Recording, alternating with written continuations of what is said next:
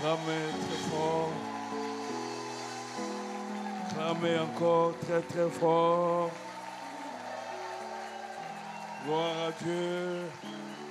Acclamez encore. Sautez un peu, sautez un peu, sautez un peu. Gloire à Dieu. Alléluia. Amen. Wow. Qui es-tu, montagne? Tu seras aplani. Ça, c'est Dieu qui pose la question à la montagne. Il faut que la montagne soit aplanie pour que tu avances. Amen. Alors, nous avons un plaisir, un réel plaisir, un grand plaisir de recevoir parmi nous le révérend docteur Daniel Kawata. Est-ce qu'on peut acclamer très fort pour qu'il avance? Gloire à Dieu. Gloire à Dieu. Gloire à Dieu. Gloire à Dieu. Gloire à Dieu. Cet homme est trop pris. Mais dans le trop pris, je l'ai pris. Donc, dans ces multiples occupations, il s'est sacrifié quand même pour être là avec nous. Amen. Amen. Vous êtes contents? Vous pouvez acclamer encore.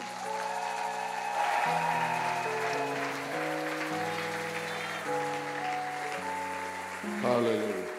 Maintenant, y a-t-il quelqu'un pour acclamer pour le Seigneur? Je parle du Seigneur. Le Seigneur des Seigneurs. Le maître de toutes les circonstances. Alléluia. Veuillez vous asseoir.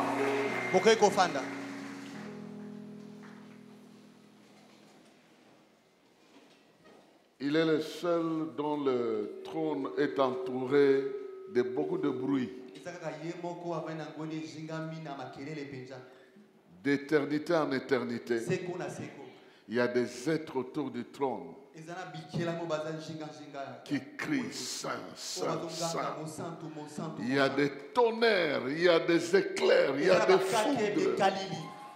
Donc, son trône, il y a beaucoup de bruit. Mais malgré le bruit, la Bible dit que lorsqu'un malheureux crie sur la terre, l'Éternel l'entend. Donc ta prière est capable de percer le bruit du trône et atteindre l'oreille du roi des rois, du Seigneur des Seigneurs. Nous bénissons le Seigneur pour ces instants qu'il nous accorde pour partager sa parole.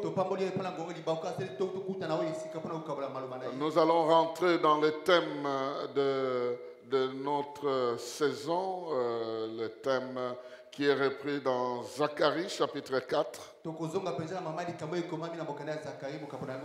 Nous allons lire le verset 5 au verset 7.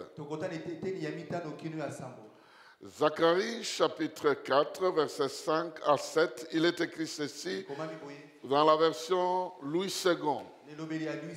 L'ange qui parlait avec moi me répondit, ne sais-tu pas ce que signifient ces choses? Je dis non, mon Seigneur. Alors il reprit et me dit, c'est ici la parole de l'Éternel que l'Éternel adresse à Zorobabel. Ce n'est ni par la puissance, ni par la force, mais c'est par mon esprit, dit l'Éternel des armées. Qui es-tu, grande montagne? Devant Zorobabel, tu seras aplani. Il posera la pierre principale au milieu des acclamations. Grâce, grâce pour elle. Quelqu'un dit bien Amen. Amen. Veuillez reprendre vos places, que Dieu vous bénisse. Nous sommes ici devant un texte qui nous ramène dans un moment historique très capital dans la vie du peuple d'Israël. Plusieurs années sont passées. Des étrangers sont venus. Ils ont détruit la ville de Jérusalem. Ils ont détruit le temple. Ils ont amené le peuple en captivité. 70 ans après, Dieu décide que les choses reprennent. Il envoie ses serviteurs pour rebâtir le temple. Et il les encourage lui-même. Mais les ennemis qui apprennent qu'Israël veut rebâtir le temple, ils multiplient des attaques de tout genre. Nous n'entrons pas dans cette histoire-là, mais nous avons voulu situer que c'est maintenant le temps, ils doivent construire le deuxième temple. Devant la multitude d'adversaires, de toutes parts, ce peuple doit bâtir le temple. Maintenant, Dieu vient encourager le prophète et le gouverneur. Ici, le gouverneur Zorobabel, c'est lui qui est le gouverneur. Et il est accompagné de ses serviteurs. Mais comme il avait beaucoup d'adversaires, Dieu lui donne Dieu lui annonce une parole que nous allons juste analyser rapidement un peu plus tard. Il dit à Zorobabel, tes mains ont posé le fondement. Tes mains vont accomplir le travail. Donc tu vas réussir. Mais ça ne sera pas par ta force. Ça ne sera pas par ta puissance. Le travail humain que tu vas faire sera contrôlé spirituellement par mon esprit. Je suis déjà en train de donner le message à quelqu'un. Le travail humain que tu vas faire ici sera contrôlé par mon esprit.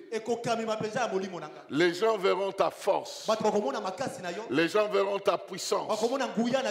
Tu auras une force matérielle. Tu auras une force financière. Tu auras une puissance qui domine les autres.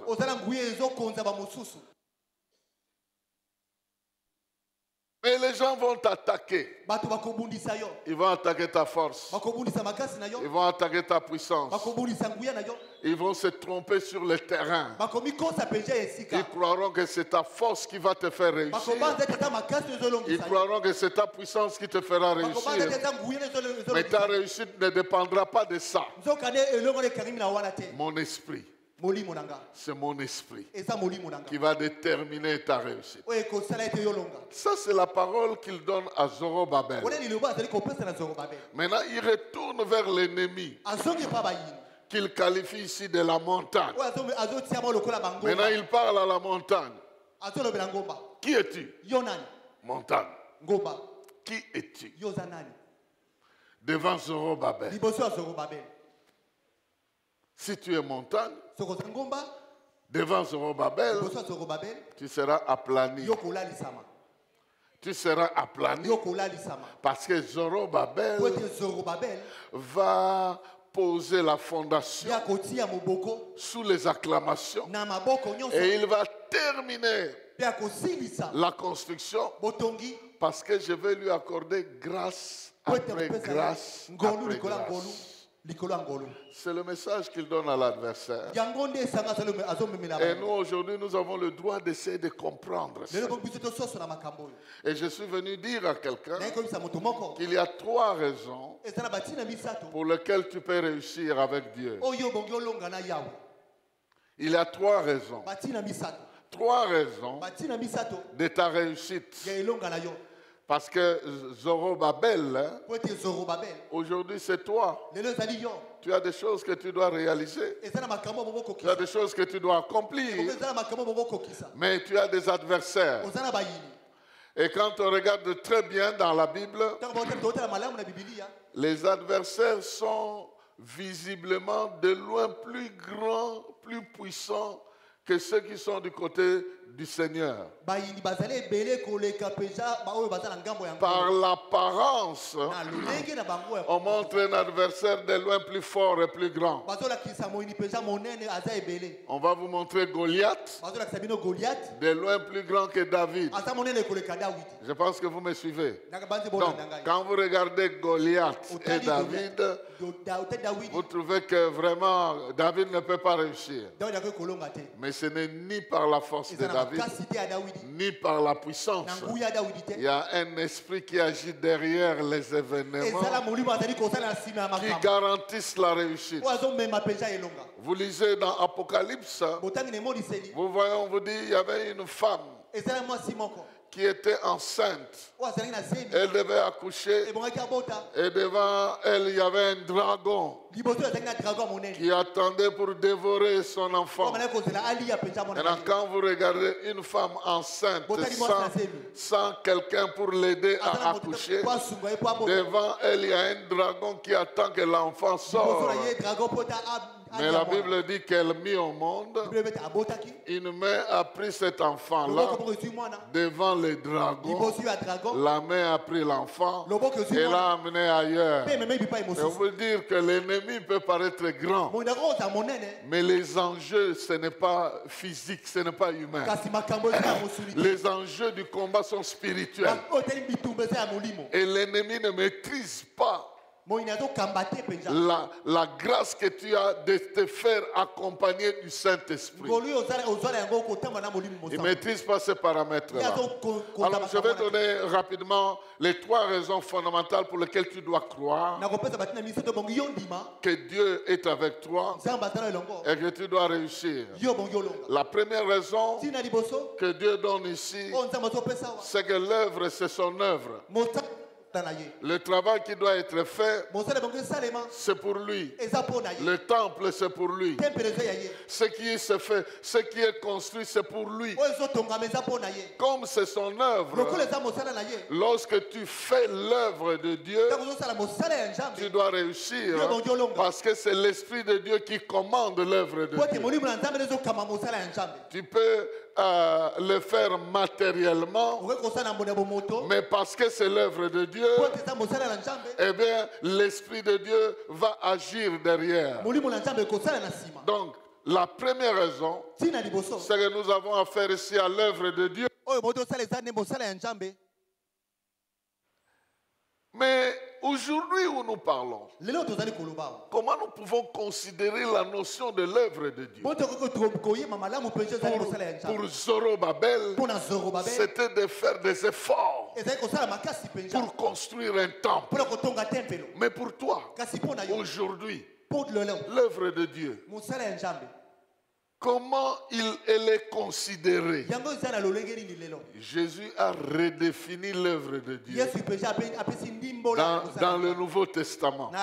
On va aller rapidement dans Jean chapitre 6. Rapidement dans Jean chapitre 6. Nous lisons à partir du verset 27 jusqu'au verset 29. Jésus est en train de redéfinir la notion de l'œuvre de Dieu. Et il dit ceci: travaillez, non pour la nourriture qui périt, mais pour celle qui subsiste pour la vie éternelle, et que le Fils de l'homme vous donnera, car c'est lui que le Père, que Dieu a marqué de son sceau. Ils lui dirent: que devons-nous faire pour faire les œuvres de Dieu? Jésus leur répondit, l'œuvre de Dieu, c'est que vous croyez en celui qui l'a envoyé. Quelqu'un peut dire Amen, très bien. L'œuvre que tu peux faire aujourd'hui, c'est de croire. Je ne sais pas si je me fais comprendre. L'œuvre que Dieu attend que tu fasses aujourd'hui, c'est de croire. De croire en Jésus-Christ. Celui qui croit en Jésus est en train de faire un travail, non pas un travail qui périt, mais un travail qui subsiste jusqu'à la vie éternelle. Mais croire en Jésus veut dire quoi? Croire en Jésus veut dire lui faire confiance, savoir que c'est lui qui détient ton avenir, c'est lui qui détient ta vie, c'est lui qui détient le secret de ta réussite. Sa parole, c'est ta nourriture, sa volonté, c'est ta nourriture. Tu marcheras là où il a marché, tu vivras comme il a vécu.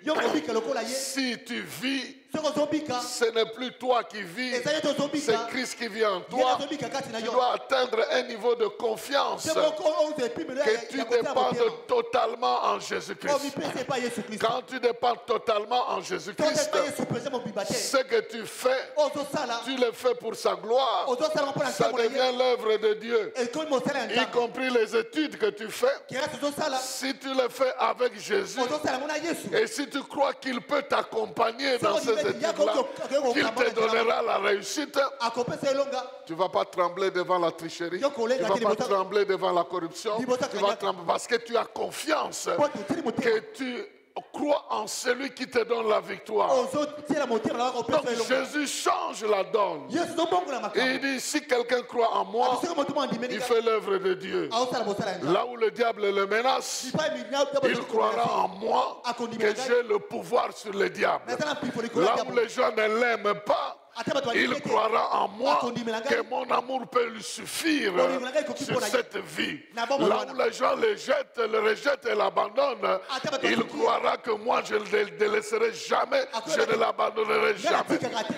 Là où il a commis des fautes et que personne ne peut lui pardonner, il croira en moi comme un avocat auprès du Père qui pardonne le péché. Là où il ne voit pas son avenir clair, il croira en moi que je peux l'amener vers sa destinée. Le fait de croire, l'équivalent de faire l'œuvre de Dieu.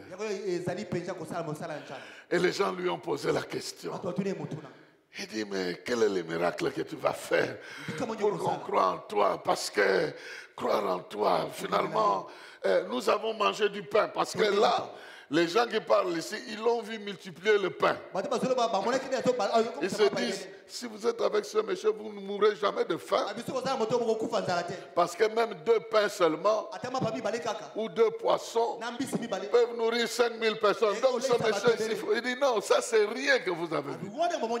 Mais si moi, je deviens ton pain, si tu crois en moi, tu t'attaches à moi, tu ne manqueras de rien. On te fera la guerre, on ne te vaincra pas, on te cherchera partout, on ne te verra pas parce que je te cacherai.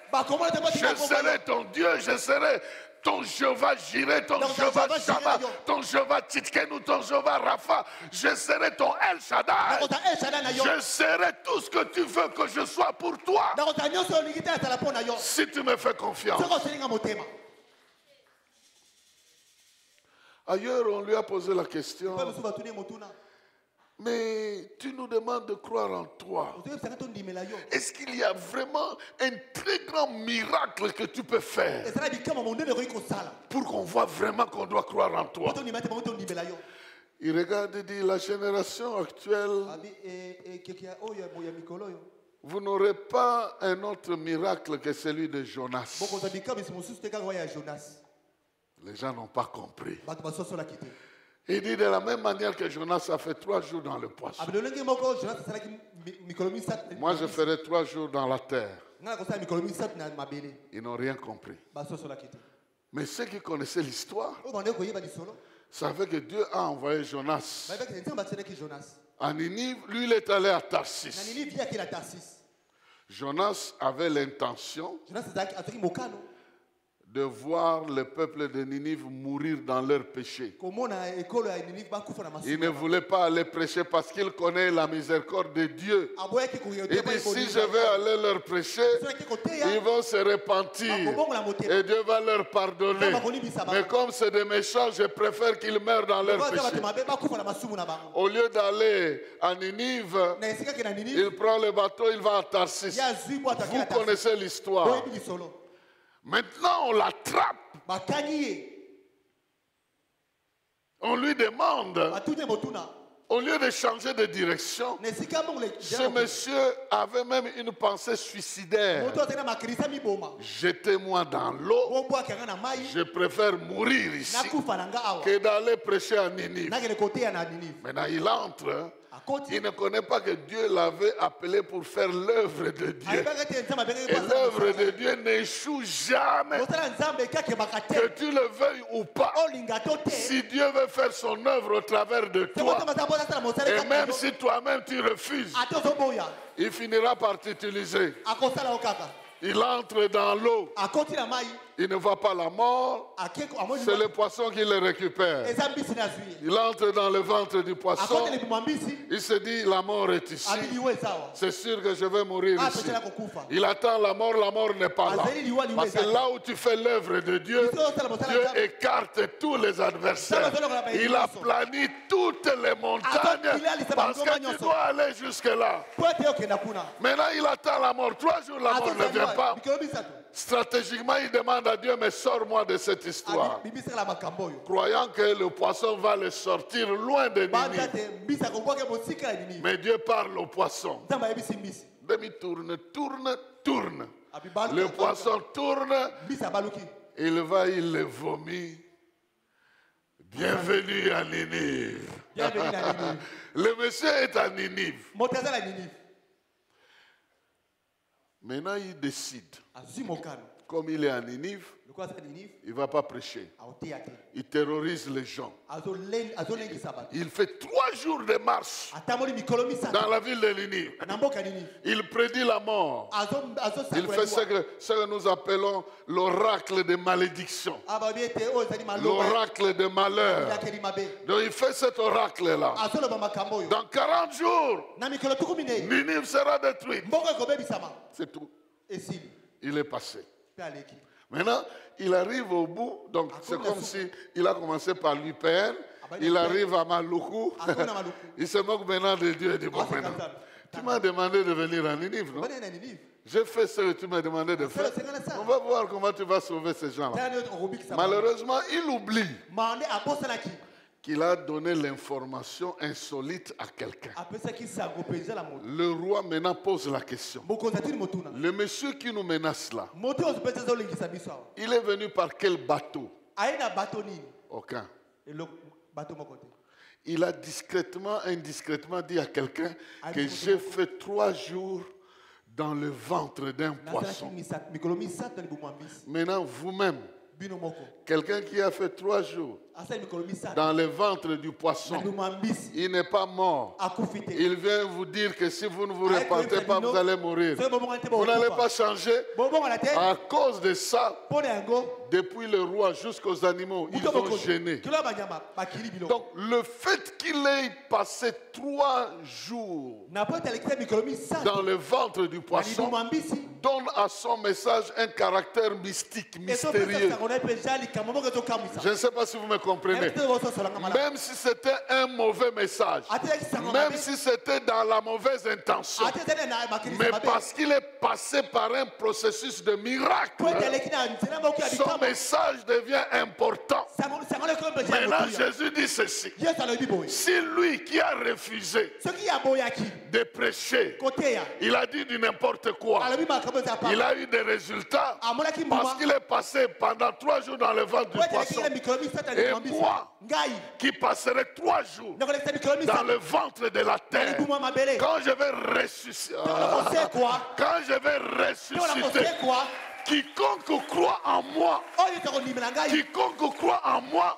va avoir en lui la puissance de la résurrection en train de travailler dans sa vie.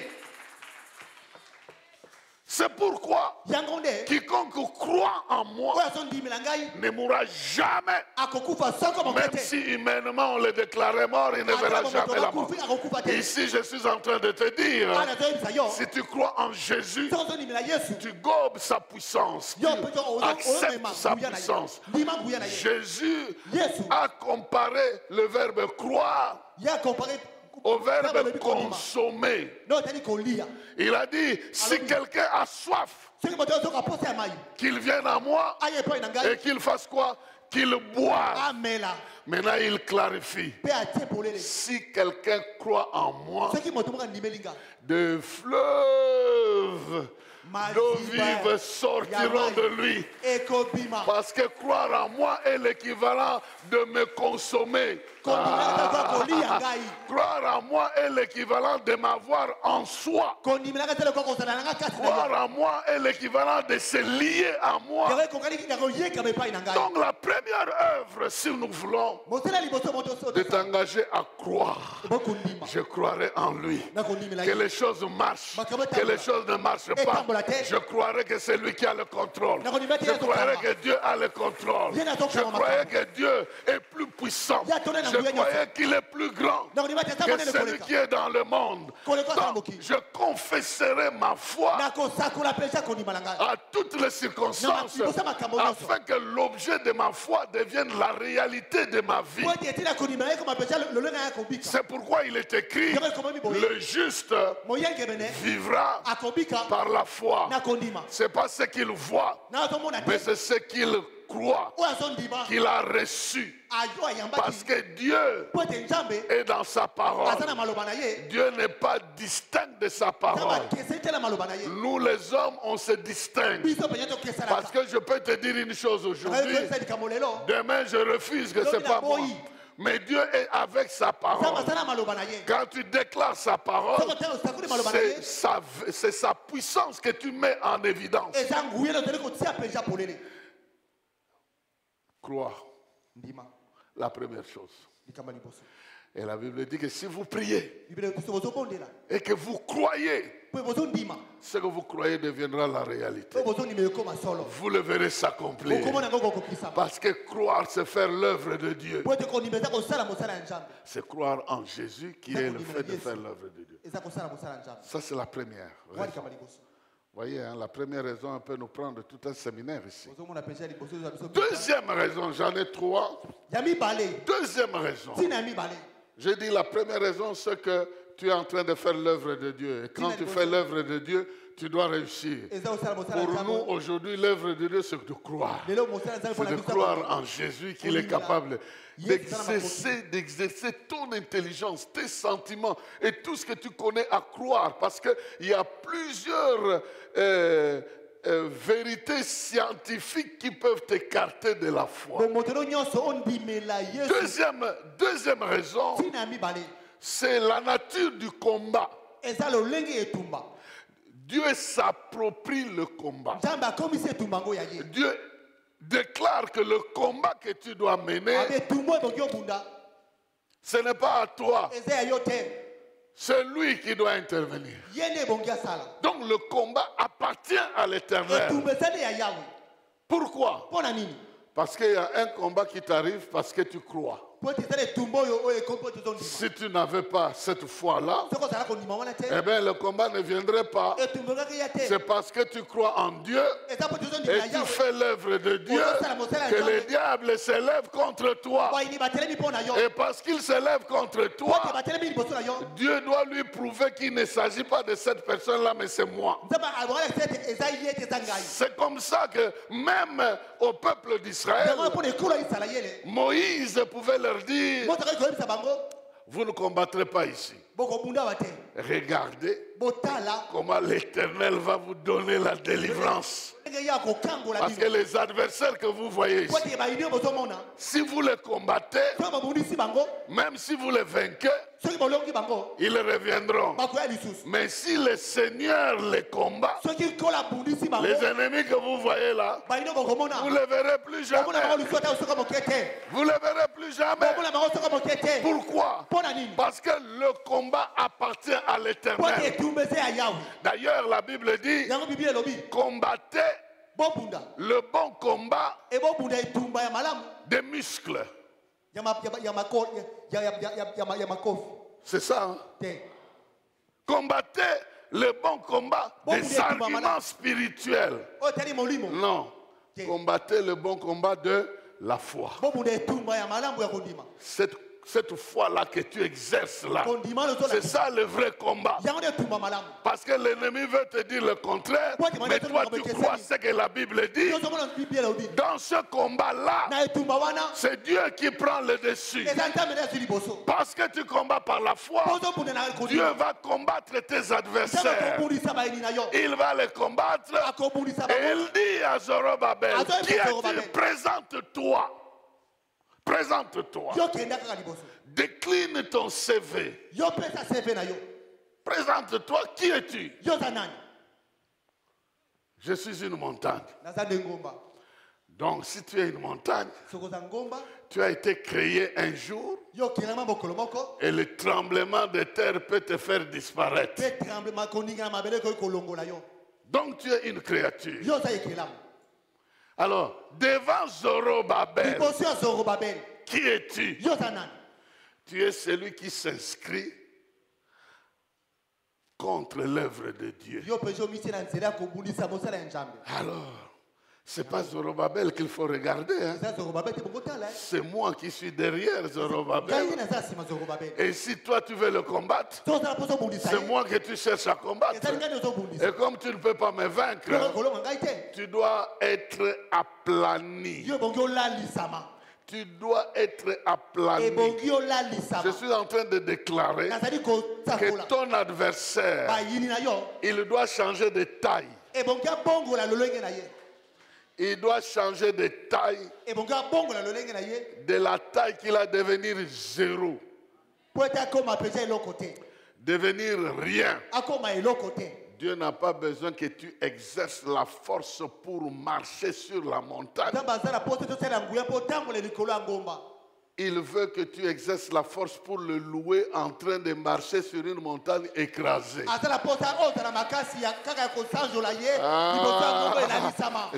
La première victoire que Israël a gagnée sur la terre promise,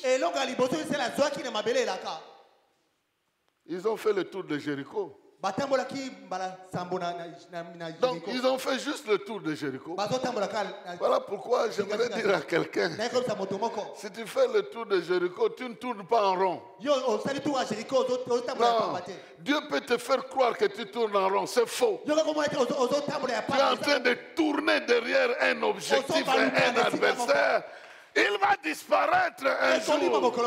Celui-là qui te combat ici, à l'école il te combat, dans le mariage il te combat, dans les enfants il te combat, dans la santé il te combat. Tu as l'impression de faire un tour autour de ça. Il va disparaître. Tourner autour de Jéricho n'est pas de faire un tour en rond, n'est pas de tourner en rond, mais c'est de progresser. Parce que tu auras une victoire sans combat. Parce que la victoire que tu auras, ça sera la victoire gagnée par la louange et l'adoration. Et c'est Dieu qui aplanit tes adversaires.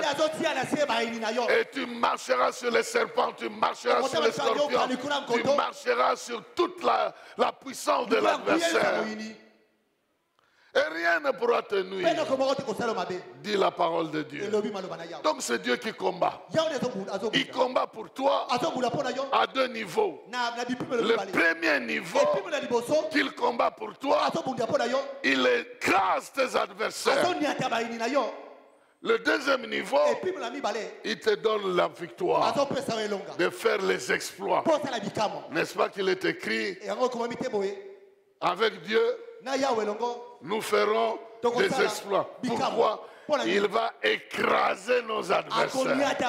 C'est lui qui écrase les adversaires. Il rabat la montagne afin que moi je passe dignement.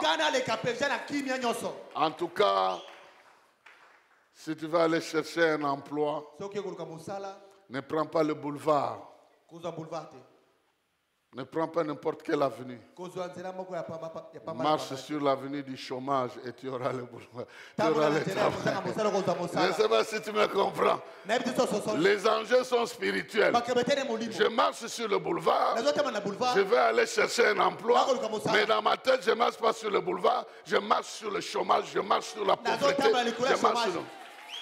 Je ne sais pas si vous comprenez. Je suis en train d'aller à l'hôpital pour me faire soigner. Visiblement, je vais à l'hôpital. J'ai l'argent pour me faire soigner. Mais ma victoire ne dépend ni de ma force, ni de ma puissance. Ça dépend de l'Esprit de Dieu. Spirituellement, j'invoque celui qui donne la victoire, qui donne la guérison et qui répond à ma foi. Parce que je suis en train de travailler ma foi par rapport à ce que j'attends. Et je proclame cela. Lui bloque mes adversaires et il me laisse passer. Israël, avec autant d'enfants, ils ont pris du temps de traverser la mer à pied. Ils ont fait longtemps pour traverser. Mais quand vous lisez l'histoire, dès que Pharaon est arrivé avec ses gens, il a vu qu'Israël était coincé à la rivière, à la mer. Il a commencé à se moquer d'eux. Ah, mais regarde. Et eux se voient coincés devant la mer.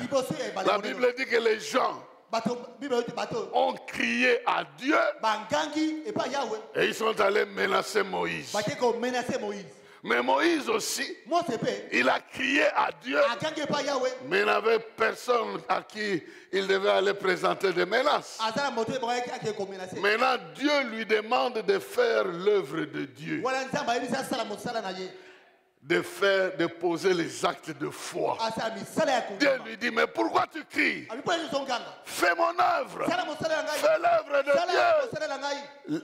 Montre ton bâton. Et il a brandi le bâton par la foi. Moïse a vécu longtemps chez Pharaon. C'est quelqu'un qui était éduqué. En quoi il pouvait faire confiance à ce bâton-là? Mais Dieu l'avait déjà exercé. Un jour, le bâton est devenu le serpent. Et il est redevenu le bâton. Un jour, le bâton doit ouvrir l'eau, il doit frapper. Donc il a compris que derrière ce qui est physique ici, l'Esprit de Dieu peut animer, nous conduire. Pendant que le peuple traverse, la Bible dit que l'ange de l'Éternel qui était devant Israël est retourné derrière eux. Et il s'est placé entre les camps des Égyptiens et le camp des Israélites. L'ange qui le conduisait n'était plus devant. Devant, il y avait un petit bâton. L'ange est derrière. Il bloque l'armée. Vous savez, il était plus facile pour Israël de voir l'ange de l'Éternel passer devant eux dans la mer pour croire qu'ils peuvent suivre l'ange. Non, ils les ont exercés à la fois. Devant, c'était un bâton de la foi et l'ange s'occupe des adversaires derrière. Est-ce que je peux te dire une chose? Si tu ne vois plus Dieu devant toi, c'est qu'il s'occupe de tes adversaires derrière toi.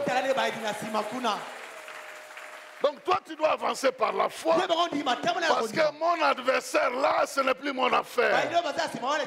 Oh non, est-ce que tu sais que quand tu étais enfant, ton grand-père, il avait fait ceci, il avait mangé ceci. C'est pourquoi ça t'arrive. Oh, mais ça, c'est pas mon affaire. Mon affaire, c'est de croire en Jésus-Christ. C'est celui qui me délivre. S'il y avait des choses dans le passé, il y a mon Dieu qui ira régler ça. Mais moi, je dois aller de l'avant, croire aux choses qui doivent changer ma vie et ne pas perdre mon temps en train de chercher qui a abîmé mon passé dans le passé. Ça, c'est l'affaire de Dieu. Quelqu'un a compris ça? Que tu sois béni si tu comprends ces choses. Donc, la deuxième raison, c'est que Dieu prend le contrôle de notre combat. Tu ne seras plus jamais seul. Tu ne combattras plus jamais seul. Tu peux avoir le sentiment d'être seul. Mais Dieu te met devant une épreuve. Que tu continues à faire son œuvre. Que tu continues à croire. Et laisser le côté là, que Dieu puisse prendre soin de ce côté-là.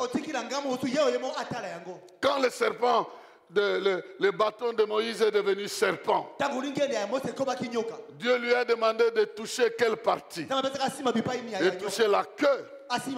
Parce que la tête est trop dangereuse. Toi, tu dois toucher le côté moins dangereux. Parce que Dieu s'occupe du côté plus dangereux. Dieu s'occupe du côté plus dangereux. Et il te demande de toucher le côté moins dangereux et tu as le miracle. Je déclare que Dieu s'occupe de tes ennemis. Alors cesse de t'en occuper. Cesse de t'en occuper. Laissez Dieu t'occuper de tes ennemis. Tu vas développer la haine, la colère, parce qu'on t'a révélé que cette maman-là t'a maudit. Toi aussi tu commences à... Non, non, non. Fais l'œuvre de Dieu. L'œuvre, continue à croire que Dieu t'a délivré, il t'a pardonné, il t'a libéré. Et le reste là, c'est Dieu qui va s'en occuper. Il dit, qui es-tu montant? Tu seras aplani. Tu seras aplani. Donc la deuxième chose, c'est que Dieu, il prend le contrôle du combat. Alors, combat le bon combat de la foi. Parce que Dieu va t'accompagner en prenant soin de liquider tes adversaires. Parce qu'il est celui qui nous accompagne sur le chemin de la foi. Sans la foi, il est impossible de lui être agréable. Et si tu ne lui es pas agréable, il ne va pas t'accompagner. Mais si tu es agréable, quel que soit le problème, il va intervenir. Vous avez entendu cette femme-là qui a parlé avec Jésus-Christ pendant longtemps. Libère ma fille, libère ma fille. Jésus n'a pas répondu. Je fais juste un exemple. Depuis qu'ils étaient à Matete, jamais ils sont arrivés à Limete. La femme continue, non, ils arrivent à Barumu, mais finalement à la Gombe. Les disciples lui disent, mais renvoie-la, il est en train de nous suivre. Il dit, non, je ne peux pas prendre la nourriture des enfants. Parce que si je guéris un juif, il va honorer Yahweh. Mais ça, c'est une syrophénicienne. Si je guéris son enfant, elle ira offrir des sacrifices à son Dieu. Donc, c'est comme si je faisais du gaspillage. Ça, c'était le raisonnement de Jésus. La femme a saisi ça. Elle dit, mais tu es le pain. Si tu es brisé, si le pain est brisé, c'est des miettes qui tombent. Si tu es venu donner le salut à Israël, la guérison c'est quoi? C'est rien. Et puis, le bon Dieu fait lever le soleil pour le bon et comme pour le méchant. Donc ce que je te demande, ce n'est pas de venir mourir chez moi, mais parce que pour toi cette histoire-là c'est juste un petit rien. C'est rien. Vous connaissez le flatteur? Il a besoin de $100. Il sait que c'est très important pour lui. Maintenant, quand il vient te demander, il va minimiser ça. Est-ce que tu n'as pas un $100 là? Il réduit ça devant toi. Et pourtant, ce n'est pas moins. Mais si c'est $100, pourquoi tu viens chercher? $100, tu devais en avoir. Mais cette femme a saisi. Jésus dit, même en Israël, je n'ai jamais vu femme. Ton enfant est guéri. Quelle puissance Dieu dispose pour toi.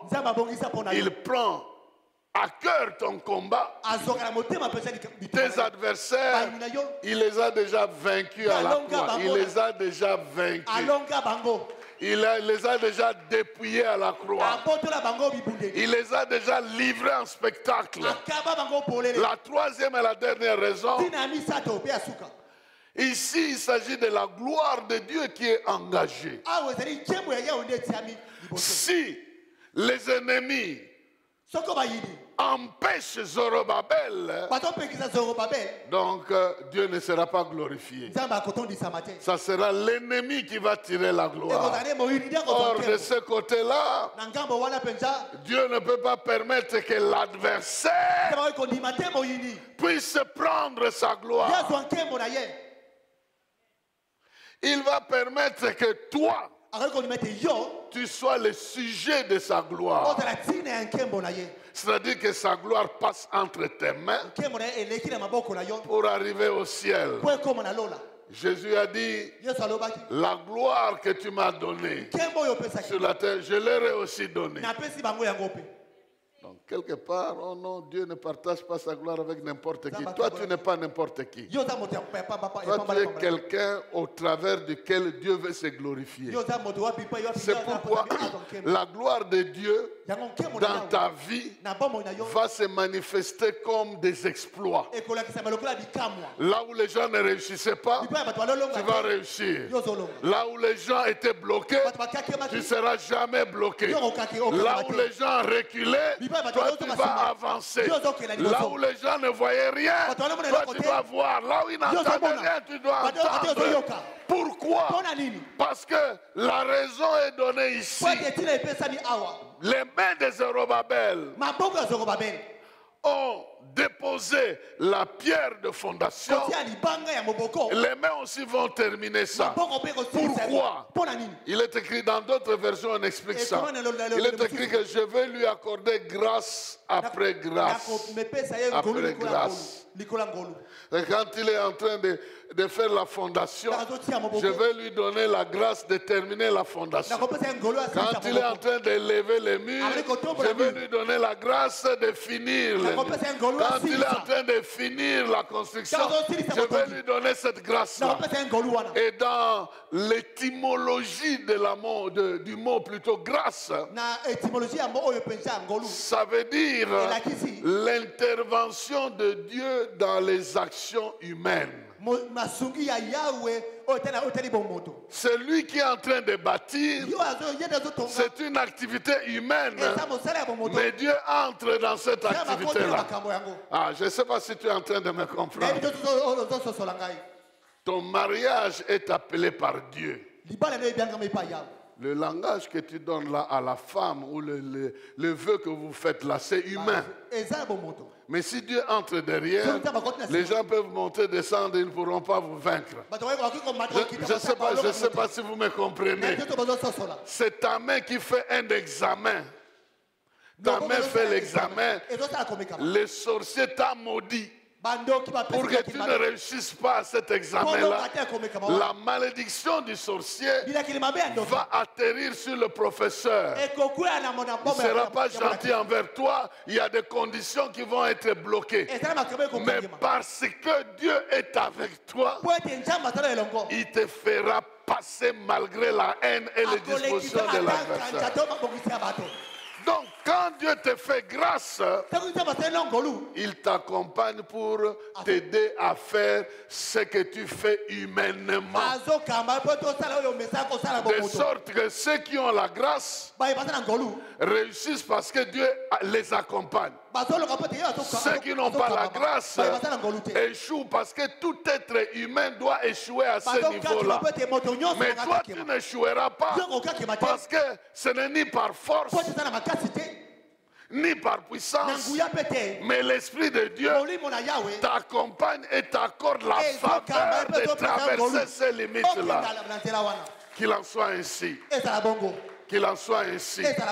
Que les limites de ton intelligence soient dépassées. Que les limites des richesses de ta famille soient dépassées. Tu étudieras comme un enfant de riche, tu termineras comme un enfant de riche. Et on t'acceptera dans des milieux où tu n'étais pas accepté. Parce que tu es un ambassadeur extraordinaire, plénipotentiaire du royaume de Dieu sur la terre. Et là où on ne t'accepte pas, tu es capable de créer ton royaume. Tu es capable de créer ton royaume.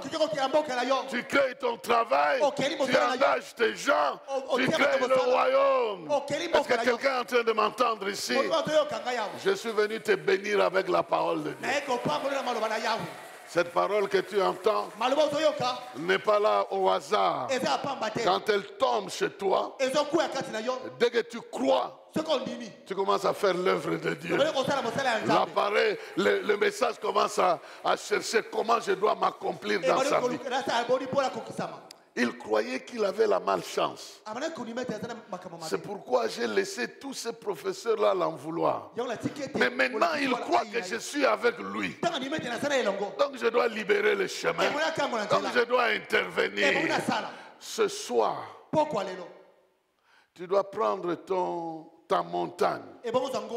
Ce qui te fait pleurer, qui te fait manquer le sommeil. Tu le mets devant toi pour lui dire que tu vas être aplani. Tu dois être aplani. Si c'est un problème de $1000, de $10,000, de $100,000, ça sera aplani. Parce que Dieu peut répondre à toutes sortes de besoins. J'avais un problème, je crois, qui me demandait $40,000 d'urgence. Et puis un frère m'appelle de Belgique. Papa, je viens tel jour. Je dis oui, mais j'ai tel problème. Il dit non, quand j'arrive là, je vais t'aider. Si tu as plus tard, tu vas me rembourser. Alors j'apprends, je reçois un message à Lubumbashi. Je dis papa, on a besoin de toi. Nous avons une séance de prière ici. On a besoin de toi. Si tu peux venir à Lubumbashi, nous conduire dans la prière. Je regarde la promesse. Je regarde la prière. Maintenant, je demande la volonté de Dieu. Il me dit, va à Lubumbashi. J'ai dit, tu sais très bien qu'aller à Lubumbashi, c'est de rater cette occasion-là. Tu le sais? Il dit, oui, je le sais, mais va à Lubumbashi. Je vais à Lubumbashi, je prêche, je termine le sermon, prier pour les gens. Je vais à l'hôtel. Je vais à l'hôtel, je reçois le message du frère de l'Europe là.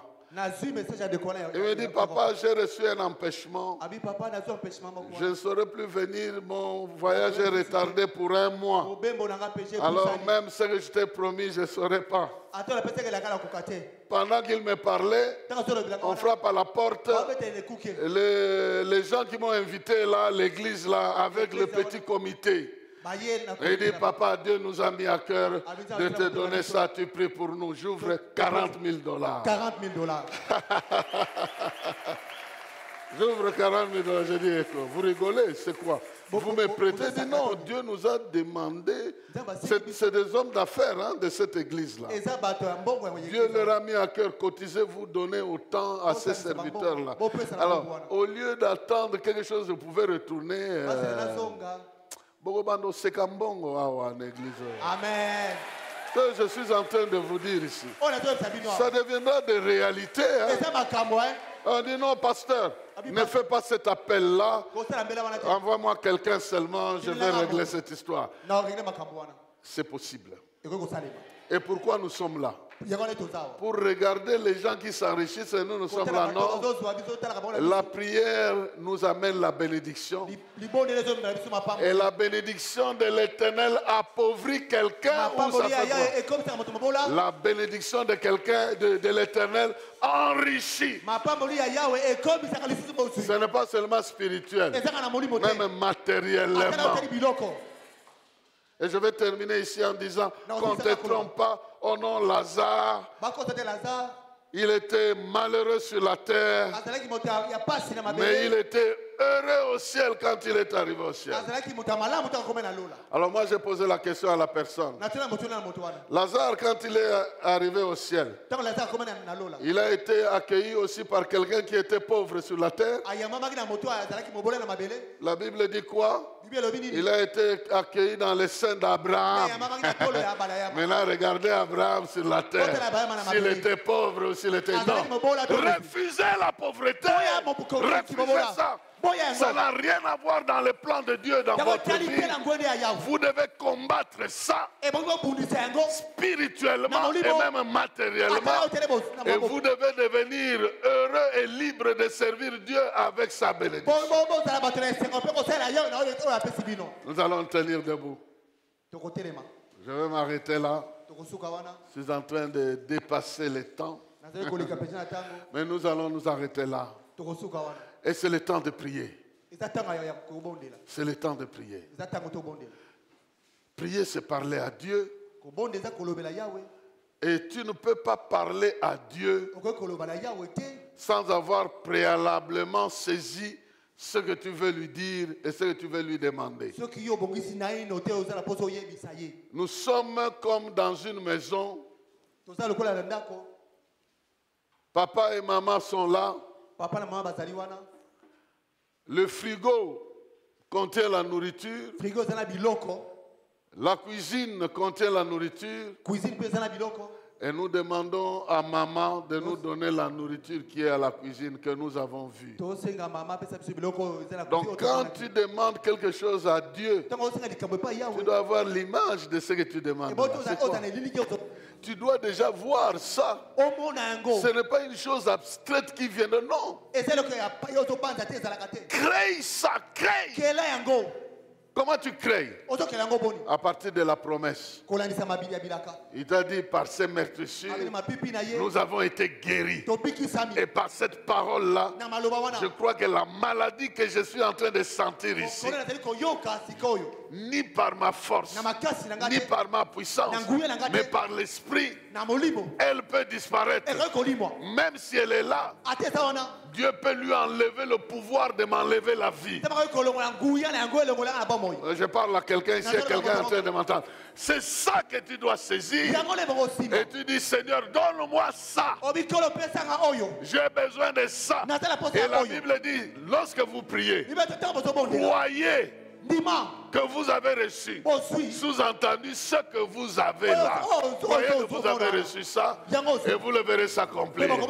Il ne faut pas venir à Dieu avec des idées vagues, n'ayant pas quelque chose de sérieux, de concret. Formule ta prière. Je te dirai, quelque chose va se passer dans ta vie. Qu'est-ce qui va se passer? Il va intervenir. La chose que tu as vue là deviendra la réalité de ta vie. Commence à te voir avec cette solution. Commence à te voir avec cette victoire. Dieu veut se glorifier. Il y a quelqu'un qui a prié. Réjouis-nous, Seigneur. Autant de fois que tu nous as vus dans le malheur. La Bible dit que la gloire de l'Éternel, c'est pour résoudre le problème. C'est pour révéler des secrets. C'est pour donner des victoires. Que la victoire de la croix te soit transmise réalise et se manifeste matériellement par un problème que tu traverses. Est-ce que tu peux élever ta voix? Tu commences à dire à Dieu, j'ai longtemps désiré avoir telle chose. J'ai longtemps désiré avoir telle chose. J'ai longtemps désiré obtenir telle chose. J'ai longtemps désiré recevoir telle victoire. Mais aujourd'hui, je crois. Je crois que j'ai ça. Et je proclame que j'ai ça. Je viens te demander, Seigneur, rends cela réel dans ma vie. Rends cet enfant-là réel dans mon ventre et dans mon foyer. J'ai longtemps attendu un enfant. Maintenant, je crois que cet enfant-là est dans ma vie et peut venir dans ce monde. Prie, prie, prie. Regarde le Zorobabel et fais l'œuvre de Dieu. Fais l'œuvre de Dieu. Commence à croire. Commence à accepter. Commence à déclarer. Et l'Éternel interviendra contre tes adversaires. Commence à croire. Fais l'œuvre de l'Éternel. Crois que c'est possible. Déclare que c'est possible. C'est sur ce chemin-là. C'est sur ce chemin-là que Jésus a conduit Marie et Marthe pour la résurrection de Lazare. Il leur a dit, crois. Si vous croyez, vous allez voir la gloire de Dieu.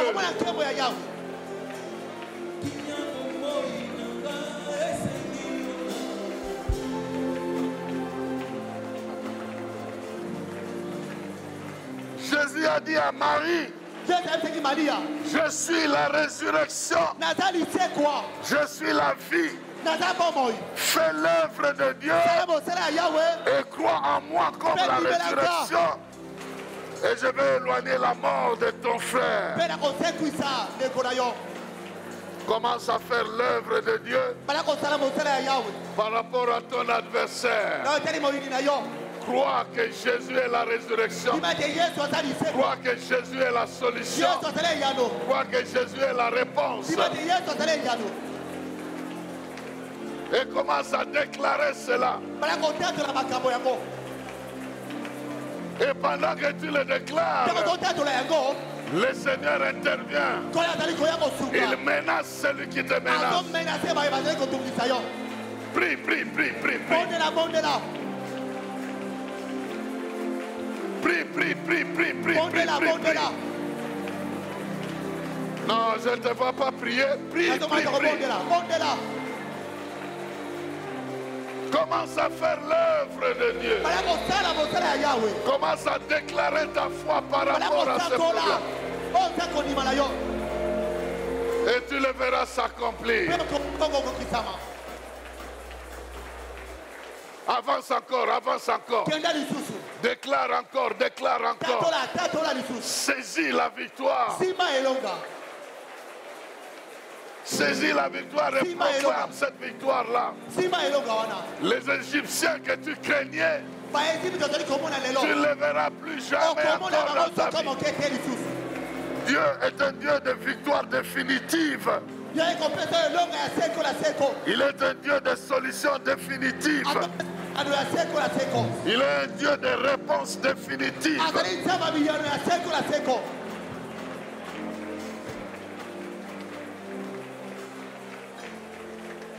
Lentement, lentement, lentement. Vous pouvez jouer, mais lentement. On doit prier, on doit prier. Continuez à prier. Vous avez arrêté? Non.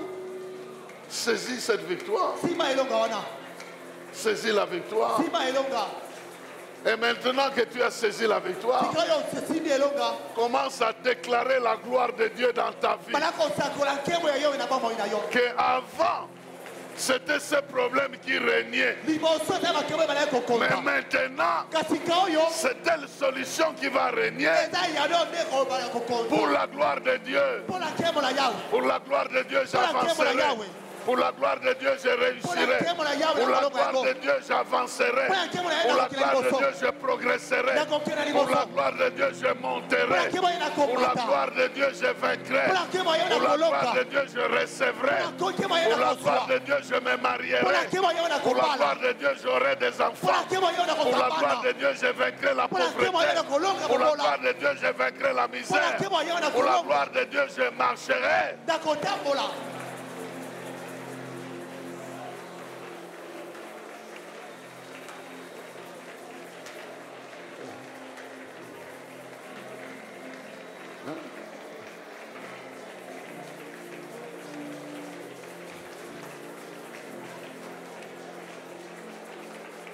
Maintenant, tu peux lever tes mains. Maintenant, tu peux lever tes mains.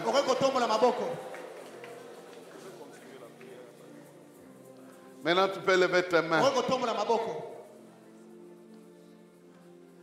Oh, il y a un feu qui est en train de circuler ici. Il y a un feu qui circule comme des ondes qui circulent ici. Et le Seigneur me dit que c'est ton jour d'être libéré.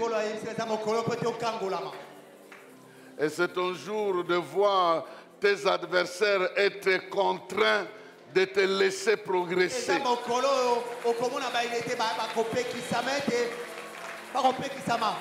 Ce n'est ni par force, ni par puissance. Maintenant, c'est l'Esprit de Dieu qui va agir. Levez vos mains. Je vais lui parler. Je vais lui parler. Et il va te toucher. Parce qu'il est présent ici. Lui, c'est le feu. Lui, c'est le feu. Lui, c'est la lumière. Lui, c'est la puissance qui s'éclate.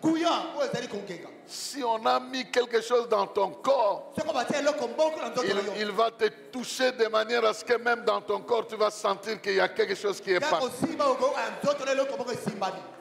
Si on a mis ça à quelque niveau de ta vie, ce niveau-là va partir. Mais il y a une paix qui va t'envahir ce soir. Tes mains sont levées. Père de gloire. Père de gloire. Père de gloire. Je m'approche auprès de toi dans le nom puissant de Jésus-Christ, notre Seigneur et Sauveur, qui a libéré les captifs, qui a libéré les opprimés, qui a délivré ceux qui viennent en lui. Il a dépouillé les autorités, les puissants des ténèbres, les a livrés publiquement en spectacle. Et nous a envoyé le Saint-Esprit. Cher Saint-Esprit, libère ta puissance. Que les chaînes tombent au nom de Jésus. Que la peur disparaisse. Que la honte fuit. Que la misère sèche. Que les mauvais rêves disparaissent. Que les combats de tout genre, de la nuit, des insomnies, des maris, des femmes, des tracasseries de sommeil, soient brisés maintenant au nom de Jésus et pour toujours.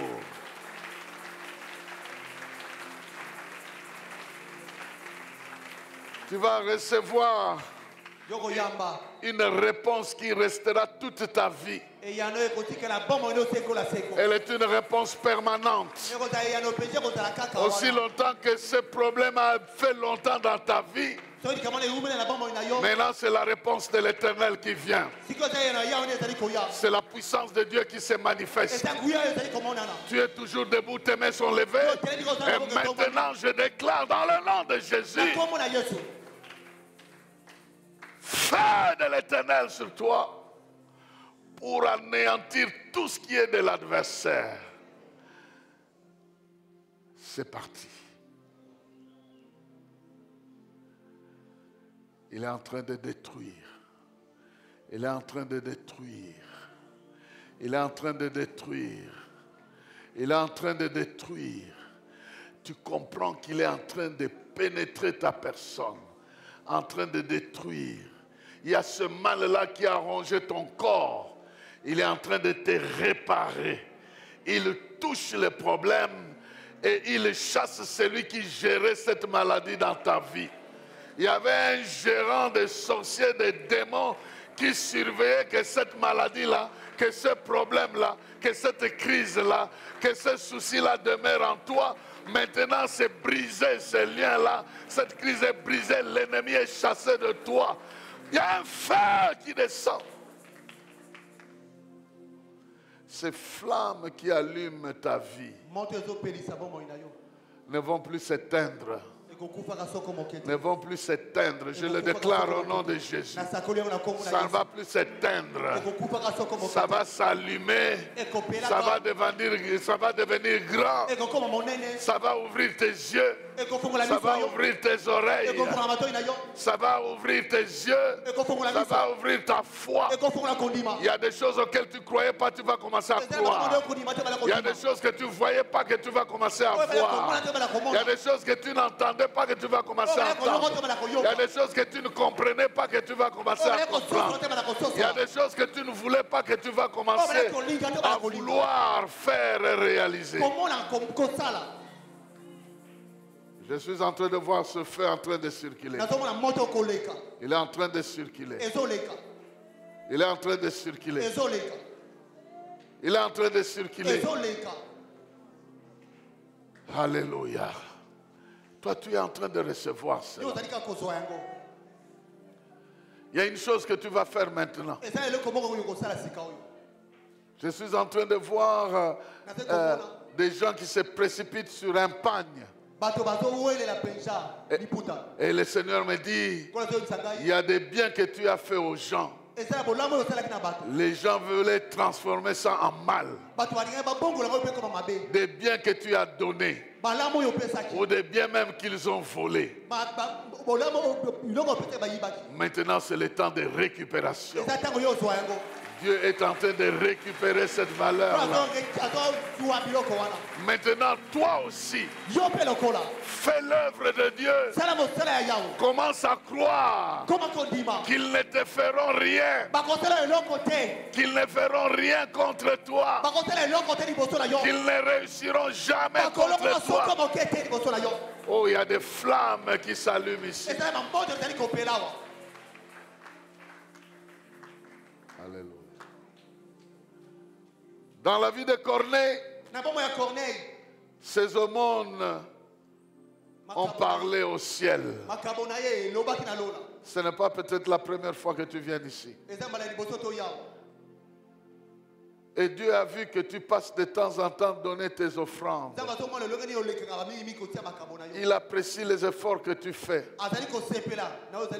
Et je vois une force qui est en train de descendre pour venir fortifier tes économies. Il y a un ange qui était descendu pour fortifier Jésus-Christ alors qu'il était en train d'offrir sa vie. Mais moi je vois ici des anges descendre et fortifier les vies des gens. Il y en a même qu'on tape à l'épaule pour dire tu n'es pas seul. Tu ne seras plus jamais seul. Tu seras toujours accompagné. Et prends conscience que tu ne lutteras pas seul. Il y a quelqu'un qui prendra tes problèmes en charge. Toi, tu dois faire l'œuvre de Dieu. Tu dois continuer à croire. Est-ce que tu peux répéter après moi? Seigneur Jésus, je proclame ta seigneurie dans ma vie, dans tous les aspects de ma vie. Je crois en toi. Je t'aime de toute ma force et de toute ma foi. C'est pour toi que je vis. C'est par toi que je vis. Et à partir de maintenant, Je proclame que c'est toi qui me prends en charge. Les choses difficiles, c'est toi qui vas les résoudre. Les choses compliquées, impossibles, tu les rendras possibles et faciles. Accorde-moi la grâce, l'une après l'autre, de progresser avec ton assistance.